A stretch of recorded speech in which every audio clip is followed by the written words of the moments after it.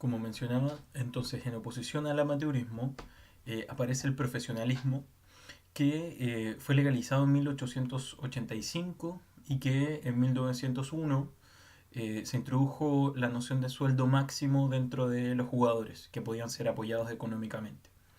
Em, el fútbol se masificó en la clase obrera y para tener una mejor competencia de fondo se le pagaba a los jugadores, se profesionalizaban, a quienes recibían un sueldo eran quienes eh, no podían ser amateur, que no podían practicar de forma desinteresada, ¿no? Y esta popularidad permitió proyectar también identidades locales, ya que producto de la migración del campo a la ciudad, hubo mucho desarraigo que a partir de de intencionar esta práctica, se pudo generar también identidades.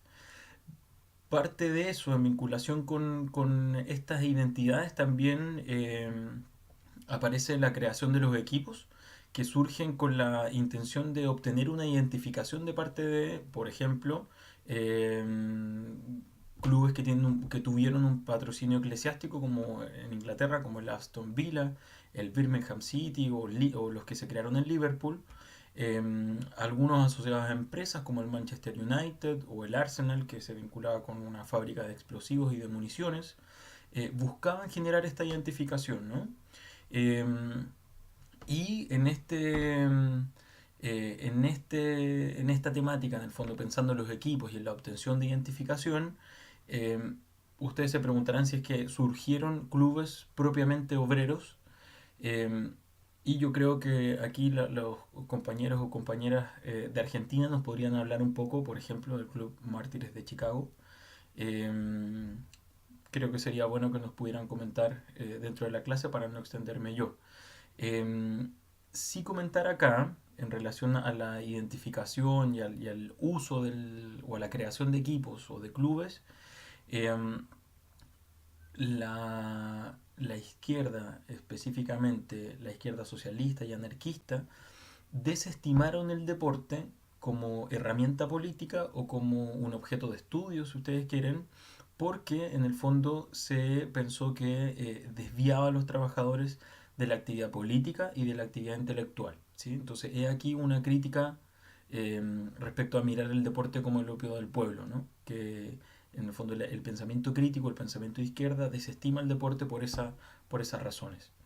Eh, Volviendo a una noción anterior, la de fair play, en relación al amateurismo quizás, en un primer momento se piensa el fair play como como un dispositivo quizás para contener la agresividad y luego dentro de la nobleza se instala para poder asumir la derrota. ¿Sí? Entonces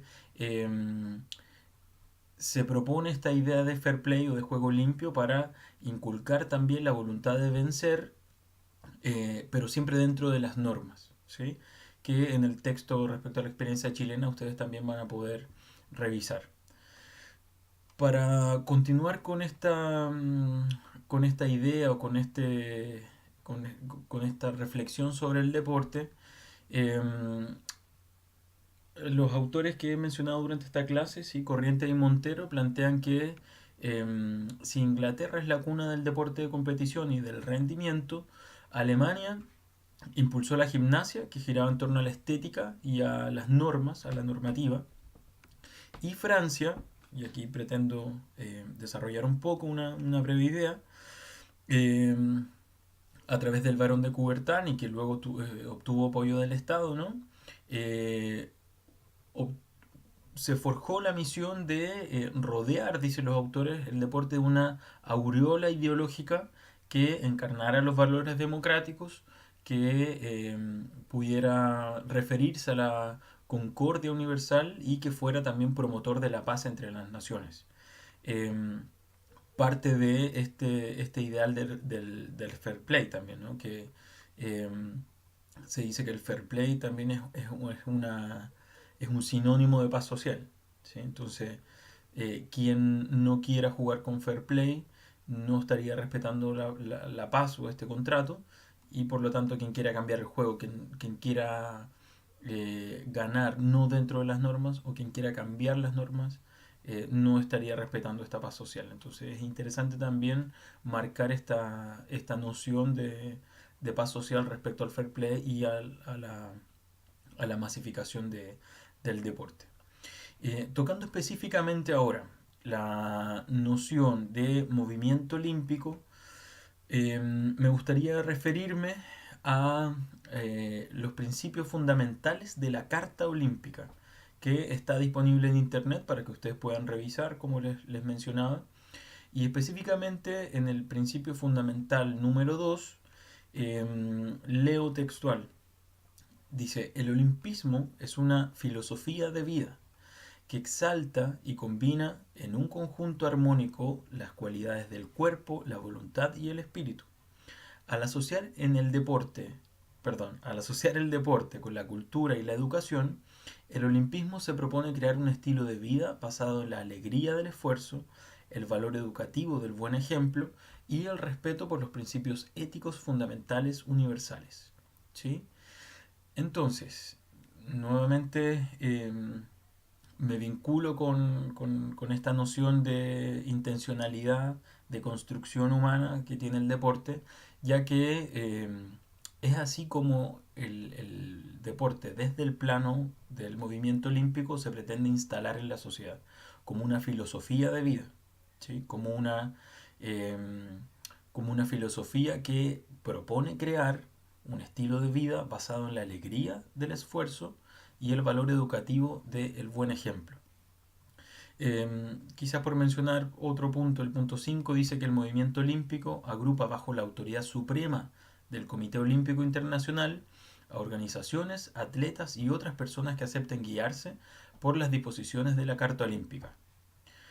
Entonces, tal como mencionaba al comienzo, ¿no? Cuando nos referimos al deporte, y por eso planteo este pequeño ejemplo, hablamos también de un campo de disputas, de un campo de instalación de discursos, de instalación de ideas que tanto las comunidades como los sujetos individuales o clubes, países, naciones, comunas, localidades, eh, deberían, desde mi punto de vista, poner en cuestión, ¿no? Deberían decidir si efectivamente eh, adhieren a tal o cual aspecto de este ideal olímpico.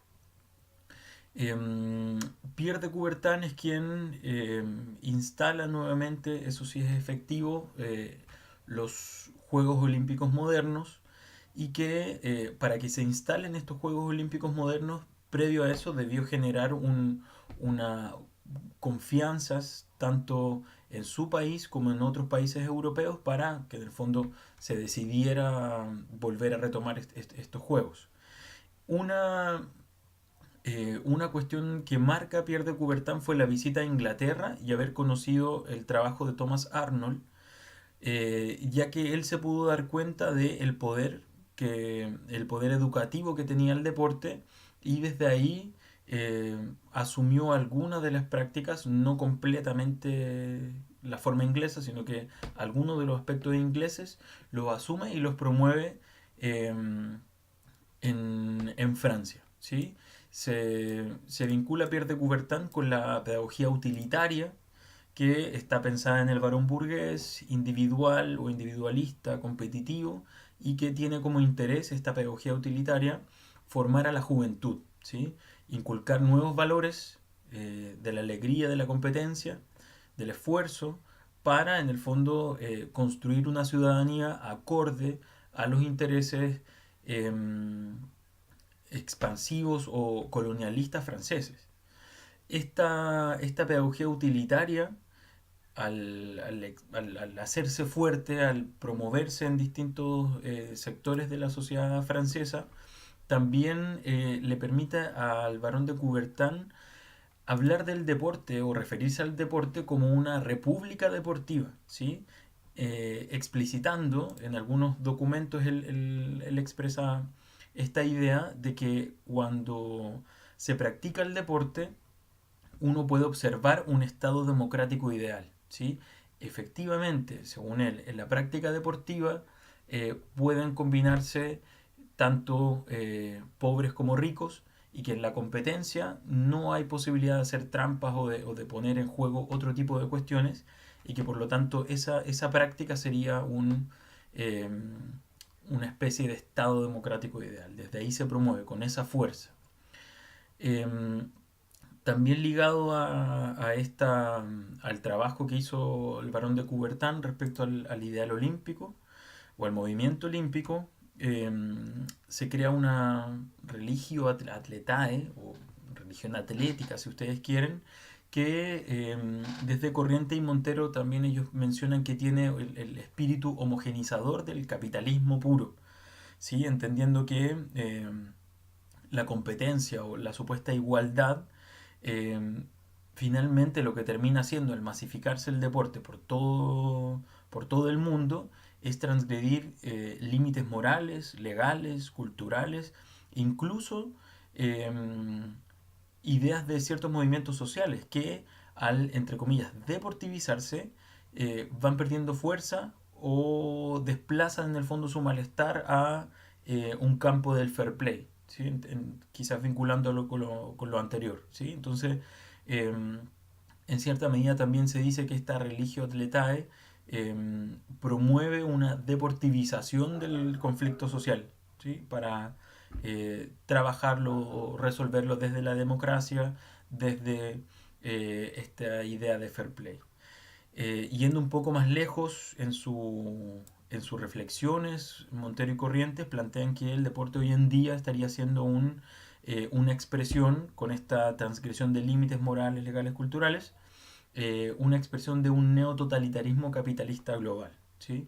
Si ustedes leen este ensayo, que como les mencioné, a mí me parece bastante interesante, eh, sí creo que puede caer en el análisis desde del deporte como opio del pueblo, como mencionaba el profesor David Kitian, que es una de las tensiones o de las críticas dentro del campo mismo que hemos intentado superar también. Entonces, sería interesante que pudieran también poder profundizar en ese concepto porque sirve para ver varias pistas respecto al análisis del deporte.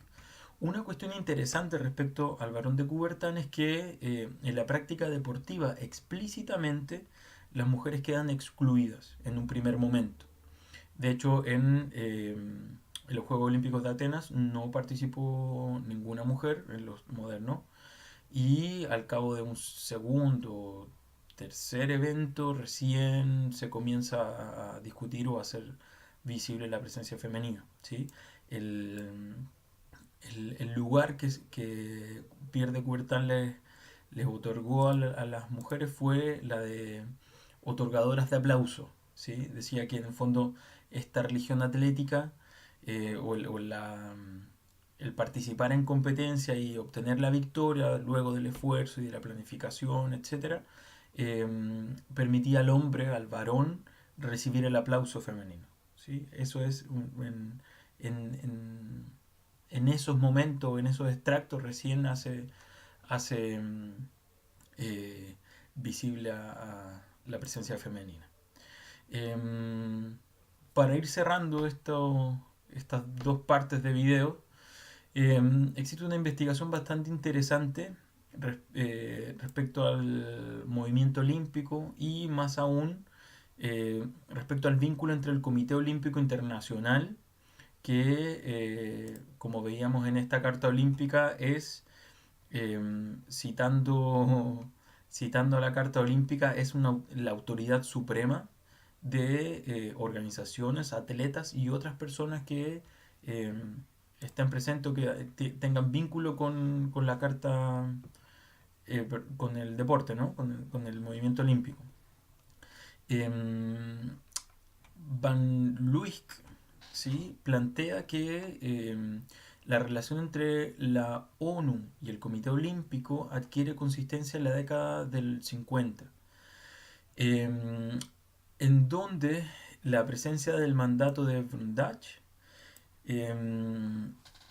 inicialmente no tuvo mucho interés en vincularse con la Organización de las Naciones Unidas, pero sí que en el año 59 la UNESCO, la Organización Mundial de la Salud, y el Comité Olímpico generan en el fondo construyen una organización o le dan carácter institucional al deporte y la actividad física, creando el Consejo Internacional para el Deporte y la Actividad Física, ¿sí? Em, que, que instala en el fondo un interés por el deporte desde un plano internacional. Luego con el presidente Michael Morris, ¿sí? Em, se instala o se masifica el discurso del deporte para todos, en 1974 específicamente, promovido por el Comité Olímpico y la UNESCO, y que esta idea, al ser promovida por un organismo internacional, generó bastantes dificultades en términos filosóficos, políticos, económicos, educacionales, ya que el deporte se instala como derecho o como una práctica que puede ser practicada por todo el mundo, ¿sí? Entonces eso generó bastantes tensiones en los países que asumieron guiarse eh, por esta idea, por esta propuesta del deporte para todos.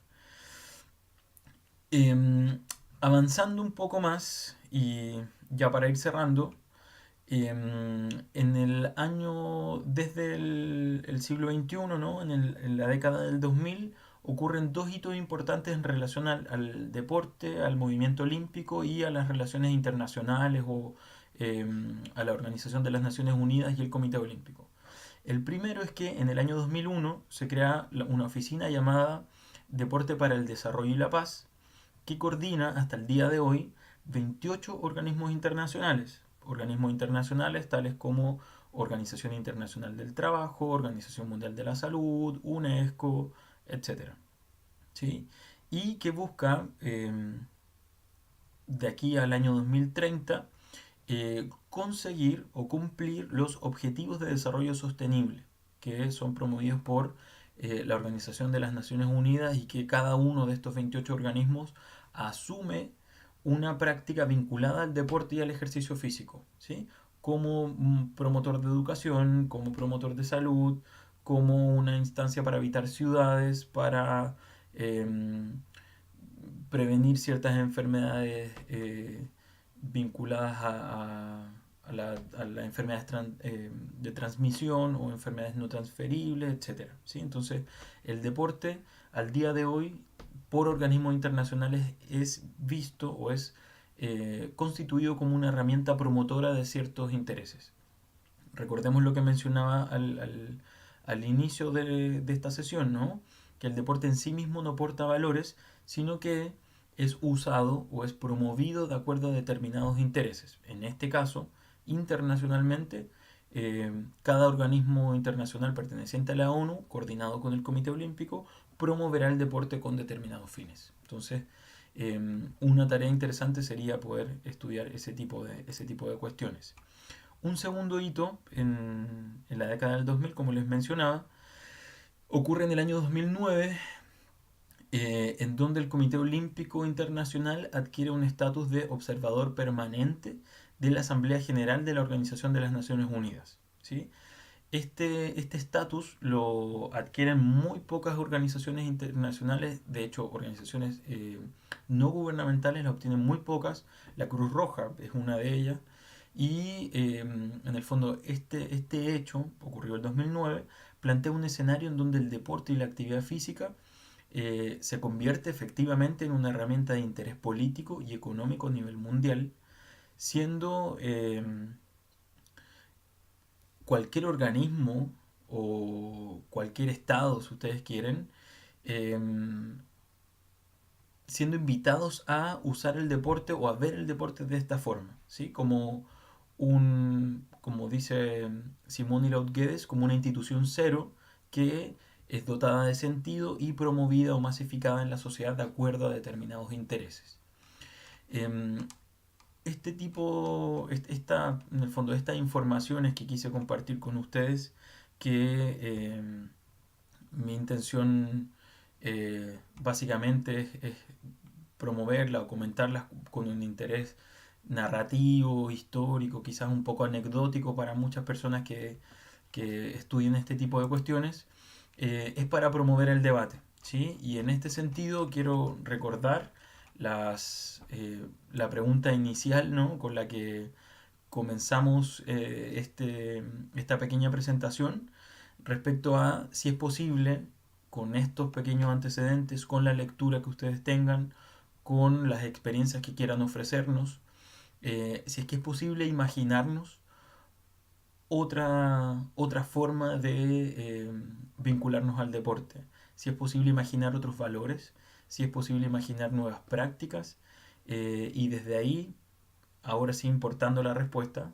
si es que es así,